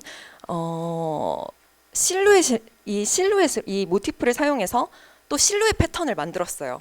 어떤 이 여백을 너무 약간 여백이 너무 크게 보이지 않게 하기 위해서 미세하게 이렇게 그림자처럼 이 효과를 넣었고요. 또 텍스처도 사실 되게 많이 활용이 되잖아요. 그래서 꼭 뭔가 엄청 화려하게 딱 그 패턴처럼 보이게끔 그 모티프를 꼭 쓸 필요는 저는 없다고 생각을 합니다. 그래서 이렇게 다양한 방법이 있다는 거 설명을 드리고 싶었고요. 그리고 이제 다음은 이제 단청 페이즐리. 저희 진짜 클라이언트 중에 가장 네, 가장 어려운 클라이언트가 사실 하플입니다. 네, 저기 앉아 계신 저 시영 디렉터님도 굉장히 눈이 높으시고 항상 이상한 의뢰를 가져오세요. 이런 단청과 페이즐리를 합쳐서 가져오라는 이런 의뢰를 하시는 브랜드는 아무데도 없거든요. 그래서 이렇게 보시면은 제약이 이제 부딪힐수록 더 시너지 효과가 되게 좋은데요. 모든 형태는 결국 선이랑 면이랑 이런 도형으로 이루어져 있다고 생각을 해요. 그래서 요거를 어떻게 이제 바꿨냐면 구조를 먼저 이제 파악을 하는 거예요. 아까랑 똑같이 이 단청을 단청으로 만드는 거가 뭔지를 파악을 하는 거죠. 정체성 판단이랑 비슷한 거죠. 그래서 같은 크기로 이렇게 어떤 이 네 가지 항목을 제가 약간 발견을 했던 거는 이걸 어디까지 분해를 할 수 있을까를 한번 봤어요. 왜냐면 지금 단청은 굉장히 경직된 형태고 또 페이즐리는 너무 자유로운 형태다 보니까 이걸 합치려면은 일단 얘를 부시는 게 낫겠다라고 이제 생각을 한 거죠. 왜냐면 굉장히 기초적인 도형으로 이루어져 있거든요. 근데 이 도형을 다 떼어내면 사람들이 이걸 어떻게 단청으로 알아볼 수 있겠어요. 그래서 단청으로 보일 수 있는 최소 조건이 뭘까라고 생각을 했을 때 여기 이런 형태, 또 여기도 보시면은 안쪽은 이렇게 안쪽 면은 또 진한 색깔로 돼 있고 비슷한 색조의 이런 색깔이 여기 한 번 더 들어오고 면으로, 그다음에 이 바깥을 이렇게 흰 선이나 이런 검은 선으로 이렇게 가둔다는 사실을 이제 발견을 하고 이거를 이렇게 겹쳤을 때 우리는 이걸 단청으로 생각을 한다라고 이제 발견을 한 거죠. 색은 제외를 좀 시켰어요. 왜냐면 아까 말씀드린 것처럼 컬러 베리에이션 문제도 있고 패턴 브랜드들 같은 경우는 패션 브랜드 같은 경우는 계속해서 다양한 색으로 이렇게 베리에이션을 많이 주기 때문에 자기의 브랜드 컬러가 있을 수도 있고 해서 컬러는 사실 조건에 잘 안 넣습니다. 그리고 그렇게 이제 발견한 걸로 조합을 하는데요. 처음에는 일단 페이즐리를 만든 거예요. 여기 보시면 지금 이 작은 조각 하나하나가 단청이에요. 제가 아까 부셔서 단청으로 보일 수 있는 이런 최소 조건을 갖춘 다음에 요거를 잠시만요.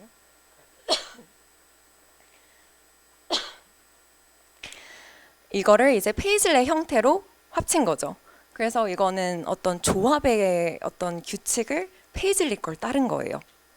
그래서 이렇게 페이즐리로 조합을 하고, 그러니까 이거는 이제 시영 디렉터의 아이디어였는데 이런 식으로 뭔가 사각 디자인 약간 이거 제가 너무 오랜만에 얘기를 해가지고 저 맨날 그림만 그리는 사람이어가지고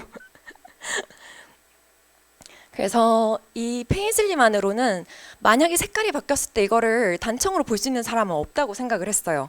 그래서 이거는 그냥 여기 어떤 꾸밈을 하는 패턴으로 쓰고 여기에 전체적인 이걸 또 가두는 이거는 단청을 그냥 그대로 쓰자. 이 정도는 돼야 사람들이 단청으로 생각할 수 있다고 생각을 해서 여기에 있는 거는 이런 구조는 단청에서 원래 쓰이는 모티프들을 모아서 제가 다르게 또 조합을 해서 단청처럼 또 보이는 구조를 찾아서 이렇게 해서 넣고 이대로는 사실 옷으로 쓰기 힘들죠. 옷으로 쓰기 힘들고 사각형은 이제 어디 옷 같은 데 이렇게 넣기 힘드니까 다시 얘를 반복시켜가지고 체크 패턴처럼 만든 겁니다. 이렇게 해서 페이즐 패턴이 만들어진 거예요. 네, 그래서 아까 설명하신 것처럼 굉장히 덕을 많이 보았습니다.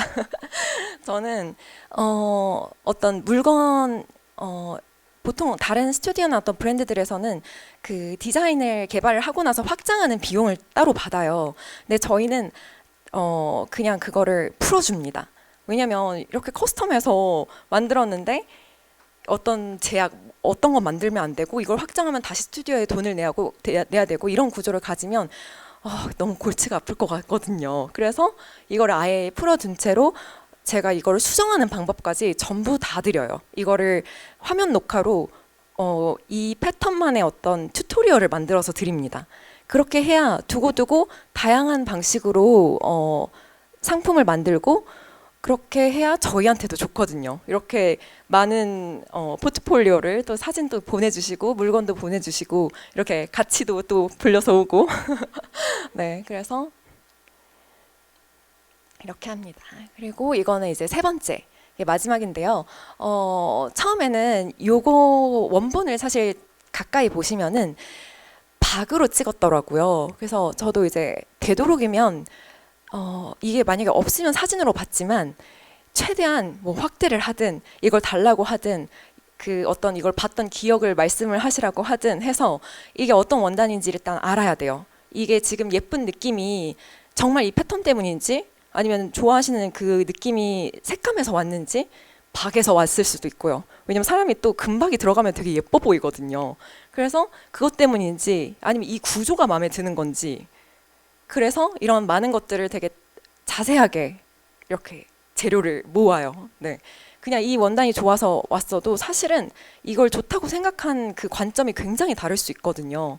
그래서 이거를 자세하게 여쭤보고 이거가 어떻게 만들어지는지도 좀 파악을 해야 돼요. 이거는 실제로 박을 이렇게 찍었더라고요. 염료도 이렇게 약간 블록 프린트처럼 뭔가 이렇게 찍은 것 같고 저는 사실 패션 전공이라서 이런 염료라든지 이렇게 뭐라 해야 되죠? 이런 텍스타일도 전공은 아니기 때문에 자세히는 잘 모르겠지만 이제 경험으로 약간 알 수 있는 부분까지는 파악을 합니다.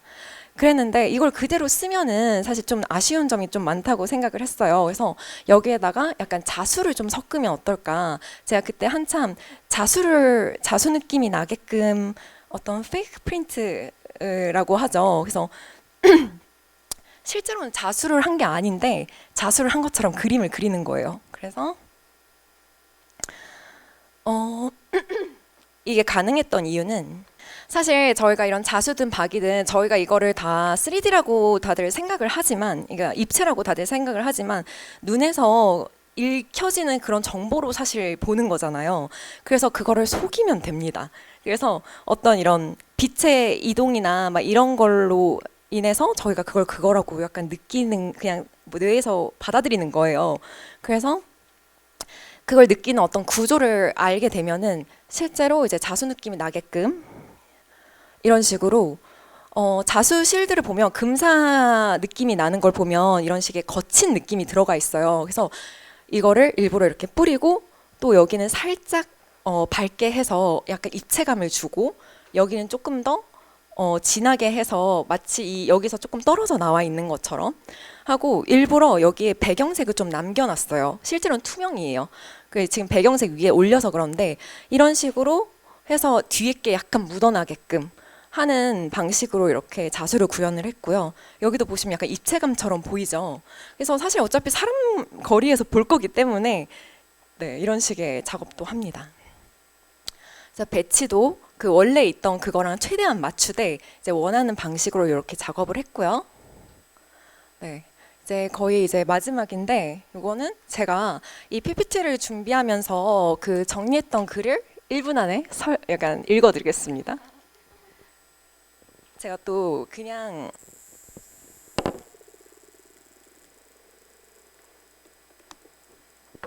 제가 또 이제 말로 설명을 하면은 또 하고 싶었던 얘기를 너무 많이 하기 때문에 일단 제가 이걸 준비하면서 했던 정리를 드리자면은 이렇게 원형을 관찰해서 무엇이 그것이게 하는 건지 이제 판단을 하고 그 근거를 기록하는 일을 하고 있어요. 그래서 항상 대상은 항상 달라지고 조건도 달라지지만 이제 방법은 하나예요. 구조를 파악하고 이제 이런 제약 조건, 어떤 레버를 조절하는 일, 그렇게 해서 구현하는 거.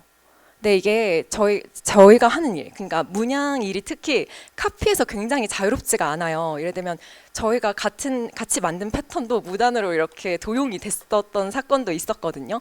근데 사실 이걸 두렵지 않다고 생각을 하는 거는 표면은 사실 가져가도 이제 구조 이런 조건이 바뀌었을 때, 그러니까 지금으로 치면 이제 뭐 세상이 이렇게 바뀔 때, 기술 조건들이 바뀔 때, 이런 때 이제 이걸 다시 만들어내는 힘까지는 가져가지 못한다고 생각을 하는 자신감으로 이제 일을 하고 있는 거예요. 그래서 이제 저는 이런 카피 같은 거를 이제 위협이 아니라 뭔가 감수할 수 있는 트레이드오프 조건으로 여기고 작업을 하고 있어요. 왜냐하면 저도 역시 그걸로 배워왔기 때문에 그렇게 생각을 하고, 다만 이제 이런 전시 같은 경우는 지금 이런 여성이나 동남아 국가에 이렇게 얘기를 하고 있잖아요. 이런 감수는 또 힘을 가진 사람의 선택이나 능력을 가진 사람의 선택일 수 있다고 생각을 해요. 사실 힘을 지닌 사람들 자체가 이런 줄어들고 있는 이런 공동체에서는 선택의 기회조차 없고, 네. 그리고 그래서 저는 약간 이런 개인의 감수랑 공동체의 어떤 보호를 같은 문제로 보고 있진 않아요. 이거 어디까지나 저의 이야기고, 무엇이 카피이고 재창조인지 차이도 어디까지나 제 입장에서의 차이입니다. 그리고 판정할 권리도 사실 저는 없다고 생각을 해요. 사실 저는 원본이라는 것을 약간 아이디얼한 어떤 그거라고 생각을 하거든요. 그래서 다만 저는 이제 저의 조건이나 이런 기준을 세워놓고 수용은 이제 보는 사람과 그거를 이제 이어온 공동체의 몫이라고 생각을 하고, 그리고 다음 자 이제 끝낼게요. 그래서 이렇게 정리를 했는데요. 전승도 저는 제가 지금 얘기한 것처럼 같은 자리에 있다고 생각을 해요. 이제 형태를 한 시대에 박제를 하면 아까 한복처럼 박제를 하면 그 시대랑 같이 멈추는 거라고 생각을 하거든요. 그래서 오늘 직물들이 어떤 위기라고 한다면 그 문양이 낡아서가 아니라 손으로 짜는 일이 일상의 필수였던 어떤 그런 조건이 사라졌기 때문이고, 구조는 계속 남아있다고 저는 생각을 해요. 그래서 필요한 거는 새 조건에서 그 구조를 다시 이렇게 판단해서 만드는 거고, 두려워할 거는 이제 변형이 아니라 이제 아무도 다시 찾지 않게 되는 게 정말 무서운 일이라고 저는 생각을 하고, 그래서 이렇게 판단할 때마다 근거를 남기고 있어요. 근거가 남으면은 이제 그 다음 세대, 다음 사람이 이런 거에 제 판단에 대해서 동의하지 않아도 다시 판단할 수 있는 기회를 주는 거라고 저는 생각을 해요. 그래서 제 일에서는 사실 검증된 방법이지만 전승 앞에서는 이제 여러 방법 중에 하나, 어떤 조치 중에 하나라고 생각을 해서 이렇게 이 이야기를 나누려고 온 거고, 저는 그냥 재창조를 할 만한 어떤 재료를 남기는 사람이라고 약간 그렇게 생각을 해주시면 될 것 같고요. 이렇게 마무리를 하겠습니다. 네, 고생하셨습니다. 너무 감사합니다. 너무 좋은 컨텐츠인데요. 질문 1. 두 회사의 1년 매출액이 얼마 정도 됩니까? 왜냐하면 굉장히 중요한 문제일 것 같아요. 저희는 연 4억에서 5억 정도 하고 있고요. 네, 네. 저희는 사실 지금 2명이서만 하고 네. 있는 브랜드여서 네, 네. 아직 작고 귀여운 회사입니다. 1인 기업인 로얄네임은 저희도 지금 제 같이 일하는 직원이랑 같이 이제 둘이서 이렇게 일을 하고 있고 그림은 전부 제가 그리고 매출을 정확히 말씀드릴 수는 없지만 성수의 사무실을 사서 잘 네, 네, 잘 지금까지 네, 이어오고 있습니다. 네. 저는 이 부분을 왜 속물스럽게 질문했냐고 하지만 사실 이게 그 한복 생활 내지는 한복, 뭐 텍스타일이든 뭐든 그것의 중요한 미래 산업적인 요소로서 중요한 이야기여서 질문을 했습니다. 아까 한 분의 지정 질문을 더 추가하겠습니다. 아시안 문화원의 담당 선생님께서 이번 전시를 기획했고 그다음에 오늘 그 발표자 토론자들을 보니까요. 굉장히 그 아트 컬처에 대한 이야기, 그다음에 우리 전통 문화 요소에 대한 이야기, 또 이것을 세계 인류 무형유산으로 가는 문제, 그리고 미래를 만들어가는 이런 식으로 우리한테 메시지를 저한테는 던져줬거든요. 그래서 기획 의도와 그 기획 의도와 맞게 오늘 발표가 됐는지에 대한 마지막 멘트를 부탁드리겠습니다. 아까 지정 토론 아니지만 지정 토론 김미진 박사님, 네, 강정시장 사무총장님, 네. 안녕하세요. 네. 너무 하플리 이지연 대표님 개인적으로 오랫동안 응원해 왔고 네, 지켜보고 있었습니다. 네, 반갑습니다. 여기서 만나뵙게 될 줄 몰랐습니다. 질문은 두 가지입니다. 첫 번째 질문은 이거를 제가 이 자리에서 질문을 해도 될지는 사실은 모르겠습니다. 왜냐하면은 하플리 대표님께서 올해 인스타그램에서 브랜드를 정리하신다는 발표를 하신 적이 있으세요. 그래서 개인적으로 너무 마음이 아팠고, 왜냐면은 그 브랜드를 창업을 해서 오랫동안 유지한다는 게 쉽지가 않았는데 그 브랜드를 몇 년 만에 접는다는 발표를 하고 그거를 지켜보는 제 입장에서는 굉장히 마음이 아팠었거든요. 근데 얼마 후에 그 논란이 있었던 그 모 드라마 이후에 고증이 제대로 잘 된 드라마 복식이 나왔습니다. 그게 이제 그 차세계와 신설이가 나온 그 드라마였는데 거기에 하플리 이름이 또 들어가 있어요. 그래서 이분이 또 여기서 이렇게 하시나 하고 이제 이 자리에 온 거예요. 그래서 제가 여쭙고 싶습니다. 지속 가능하십니까? 네네네. 네, 우선 너무 감동이에요. 감사합니다. 응원 엄청 하고 있었습니다. 정말. 텀블벅 하실 때부터 제가. 너무 네네. 감동이요. 감사합니다. 네, 그럼 정신 차리고 네, 발제자의 말씀으로 드리자면 사실 이것은 저와 이제 저희 코파운더가 우리가 무엇을 추구하느냐에 따라서 사실 되게 다른 것 같다고 생각을 했습니다.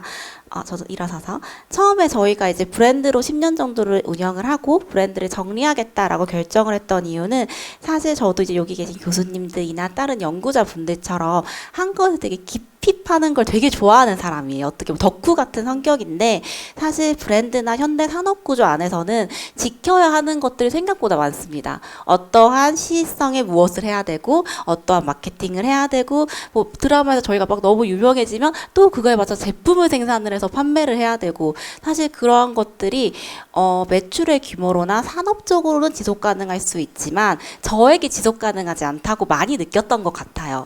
그래서 10년 정도 운영을 해보면서 저는 이 문화를 너무 좋아하고 저는 사실 비전공자거든요. 저는 언어학 쪽으로 어문을 전공을 했어요. 어문이랑 경영을 전공을 했었는데 이 문화가 나 너무 좋고 사랑해서 시작을 했는데 이거를 가장 계속 지속 가능하게 하기 위해서는 나와 우리 코파운더 우리 둘이 가장 좋아하는 방식으로 일을 해야겠다라고 해서 브랜드가 아닌 K 헤리티지 스튜디오로 지금 저희 브랜드의 회사의 방향성을 변경한 상태고요. 좀 이 자리를 빌어서 설명을 드리자면 저희가 제품을 출시를 하고 다른 기업이나 뭐 아티스트들과 협업을 하는 형태는 동일하지 지만 우리 사회나 산업이 만든 어떠한 규칙 봄에는 봄 제품이 나와야 되고 뭐 여름에 이렇게 돼야 되고 팝업을 해야 되고 그런 것에서 좀 더 벗어난 형태로 어떠한 주제를 잡고 그것을 연구를 하고 그리고 그거를 저희가 말씀드린 저희만의 문법 저희만의 방식으로 제품화하고 또 시장과 고객의 평가를 받으면서 어떻게 보면은 저는 학술적으로 연구를 하는 건 아니지만 이 산업구조 안에서 우리가 지향하는 바를 연구하고 또 겸허히 피드백 받으면서 해나가고 싶다는 그런 점에서 좀 저희가 결정을 하게 되었습니다. 그러면 이제 발표 자료에서 본 것처럼 지금 뭐 3단계 정도 가고 있으니까 하플리 시즌 3 정도로 이해를 맞습니다. 하면 네, 그렇게 네. 이해를 하면 좋을 것 같고 그 지속 가능성은 또 이제 유네스코 등재하는 인류문화유산 등재하는 데 있어서 되게 중요한 가치 중에 하나이기 때문에 약간 성격은 다릅니다.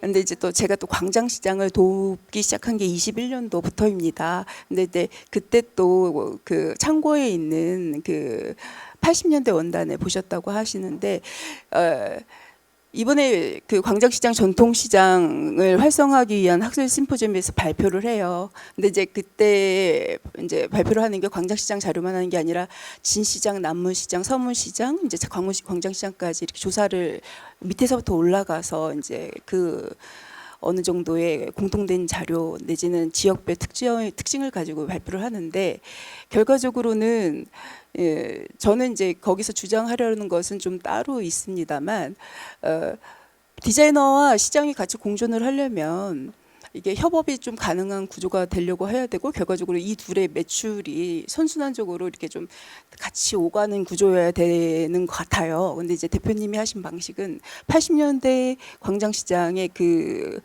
빈티지 원단을 보시고 그거를 이제 디지털 아카이빙 하신 다음에 다시 새롭게 재탄생하신 거잖아요. 근데 이게 좀 더 이제 시장 상인들에게도 좀 더 이렇게 이득이 서로 오갈 수 있도록 하실 수 있는 그 협업 구조가 좀 뭐가 있을지에 대해서 고민을 좀 더 해주신다면 뭐가 있을까요?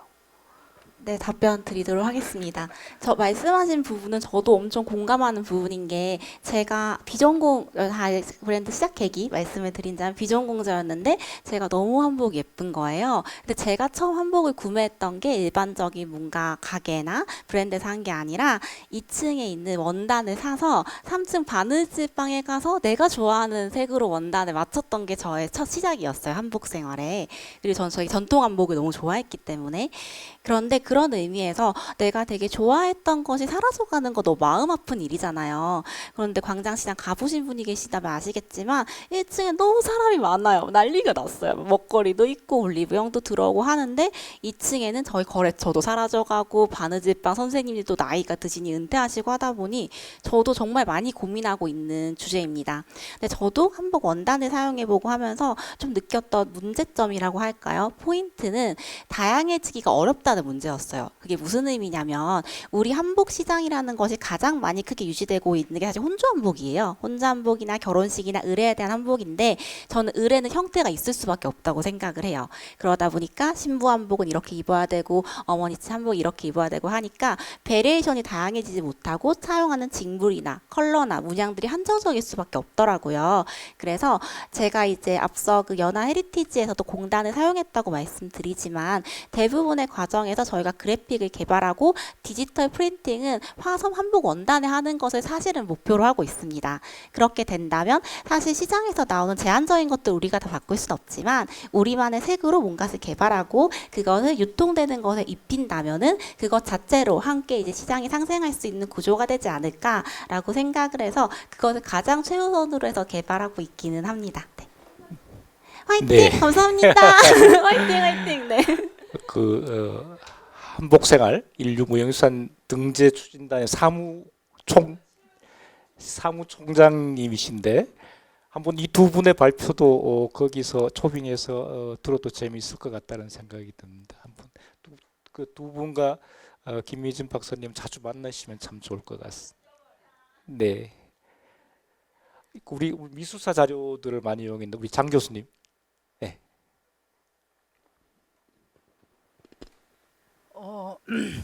오늘 그 두 분 발표 보고요. 그 전에도 뭐 교수님들 발표하신 거 제가 너무도 귀한 자리에 잘 왔다라는 생각을 하고 있고요. 저는 전통은 계속 재창조되어져야 된다고 생각하는 사람 중에 한 명입니다. 근데 마지막 발표하신 두 분의 발표를 듣고 우리 한복이 굉장히 미래가 밝다. 그 아이디어가 팡팡 튀는 아이디어에 너무 열정을 가지고 하고 계신 거에 감동을 받았습니다. 근데 좀 아쉬운 거는 뭐냐면 딱 눈에 딱 거슬렸던 게 왜 페이즐리와 단청 문양의 결합이냐예요. 페이즐리 문양은 페르시아 고대 페르시아의 전통 문양입니다. 근데 그 페르시아의 전통 문양이 유럽으로 건너가서 지금 유럽에서 엄청나게 오리엔트 문양으로 보편화돼 있어요. 그러니까 우리가 페이즐리 문양에다가 틀에다 아무리 우리 단청색을 섞어도 그건 페이즐리 문양입니다. 그런데 지금 하시는 작업은 우리의 전통을 살리자는 거잖아요. 그 현대화 속에서 전통을 살리자는 건데 아쉬운 것 같아요. 제가 딱 보기에 제가 미술사를 전공했기 때문에 그래서 그것보다는 차라리 연화문의 단청이다. 뭐 이렇게 아주 개인적인 생각으로 그렇게 하면 지금 단청 아까 그 로야라 두 번째 발표하신 분이 단청을 여러 가지로 이렇게 변형을 시켜서 하셨는데 너무 좋았거든요. 그럼 오히려 그런 시도가 세계적으로 어필이 될 수 있다라는 생각이 들어요. 그러면 우리의 단청도 소개하고 단청의 여러 가지 색깔도 소개하면서 우리의 전통적인 문양의 틀까지 소개할 수 있는 건데 페이즐리와 단청의 연결은 이거는 단청이다 라는 생각을 하지 않을까. 물론 페이즐리가 여러 모양으로 변형했습니다 아까. 그렇지만 그래도 그거는 페이즐리의 틀 속에서 변형한 것이 아닌가라는 생각을 하게 돼서 조금 개인적으로는 좀 아쉬운 면이 있었어요. 그래서 그 좋은 아이디어와 좋은 열정이 우리의 전형적인 틀 속에서 조금 변형이 더 된다면 이거는 정말 세계적인 아이템이 될 수 있겠다라는 생각을 하게 되었습니다. 감사합니다. 뭐 아무리 좋은 이야기도 이 밤의 끝을 잡고 이야기할 수는 없을 것 같아서 아까 마지막 질문을 아세안 문화원에서 했는데 선임 연구관께서 해주시겠습니까? 아니면 네네. 네, 기획과 전시와 기획과 오늘 이 일정들이 너무 잘 맞는 기획이어서 기획 의도를 한번 사실 이번 보고 싶었어요. 세미나는 저희 여기 김성은 대리님께서 기획을 해주셨어요. 저희 전시의 이제 주제에 맞춰서 이번에 이제 연사분들 다 섭외하고 이제 전체적인 세션 주제를 이제 기획해 주셨는데요.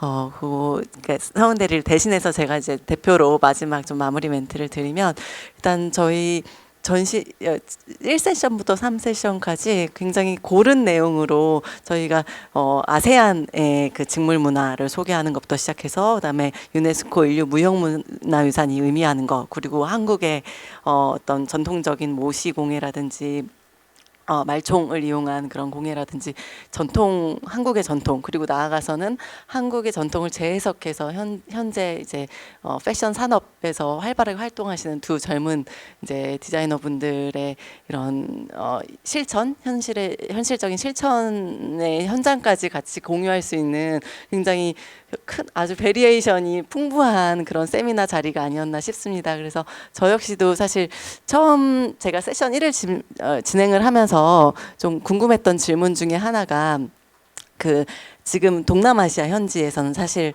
아오자이라든지 케바야 같은 것들을 일상복으로 많이 착용을 하거든요. 그에 반해서 이제 한국 같은 경우는 한복이 정말로 어떤 결혼식에 가거나 이런 혼수로 쓴다거나 이런 특별한 좀 계기에 많이 사용하는 게 사실인데, 물론 많이 대중화되긴 했지만 여전히 그럼에도 불구하고 이제 일반적인 관점에서는 그래서 그런 것들이 우리가 동남아시아에서 조금 더 전통과 현대가 가까운 지점에 있는 그런 복식 문화, 직물 문화를 우리가 비춰봤을 때 한국에서는 어떤 식으로 이거를 좀 우리의 현재를 좀 되돌아보고 좀 사유할 수 있나, 그리고 또 좀 이렇게 이들의 동남아시아의 문화에서 우리가 배울 점도 있지 않을까 하는 부분을 좀 질문 드리려고 했었어요. 근데 그 질문이 무색하게끔 이미 두 분이 굉장히 현장에서 활발하게 실천하고 계셔서 좀 굉장히 저 역시도 한국의 한복 복식 문화의 어떤 지속 가능성의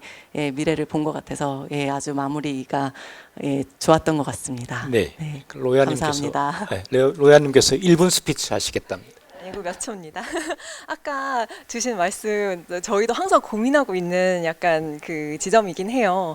근데 저희가 지금 하는 정확히 어떤 목표가 지금 딱 되어 있고 달려가는 중이 아니라 아직 다양한 시도를 하고 있는 중이라고 약간 생각을 해주시면 될 것 같아요. 예를 들면 색깔로 예를 들면요, 빨간색이랑 주황색 정도를 섞어봐서는 아직 그 색깔 베리에이션을 크게 알 수가 없다고 생각을 해요, 저는. 그래서 빨간색이랑 파란색도 섞어보고 완전 반대되는 다양한 어떤 시도를 해봤을 때 정말 우리 거를 어떻게 잘 만들어갈 수 있는지 어떤 힌트를 얻을 수 있다고 생각을 하거든요. 그래서 저희가 이렇게 굉장히 완전 다른 것과 자꾸 한국 거를 섞어보려는 노력을 하고 있는 거예요. 그래서 약간 물감으로 약간 예시를 들었는데 네, 다양한 이렇게 시도를 해보고 있다고 이렇게 생각해 주시면 되겠습니다. 삼세션 마지막에 뭐 주옥 같은 카피가 있었는데 여러분 그 경기 민요하는 이희문이라는 국악인 아시죠?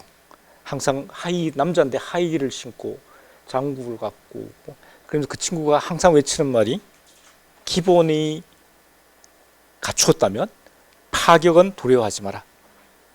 오늘 삼세션에 가장 맞는 이야기인 것 같아서 그런 말씀을 드립니다. 제가 좀 건방스럽지만 박수 칠 준비를 하시겠습니까?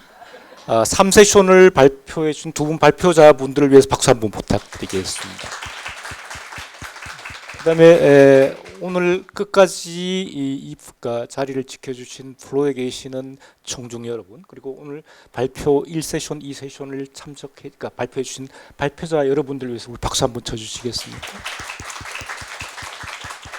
그리고 마지막으로 지창선 원장님, 그다음에 유혜인 선임 큐레이터, 김성근 큐레이터를 포함해서 우리 아세안 문화원 스태프들에게 우리 그 손님들 한번 주인한테 박수 한번 부탁드리겠습니다. 네, 약간 오버됐지만 3세션은 여기서 마무리하도록 하겠습니다.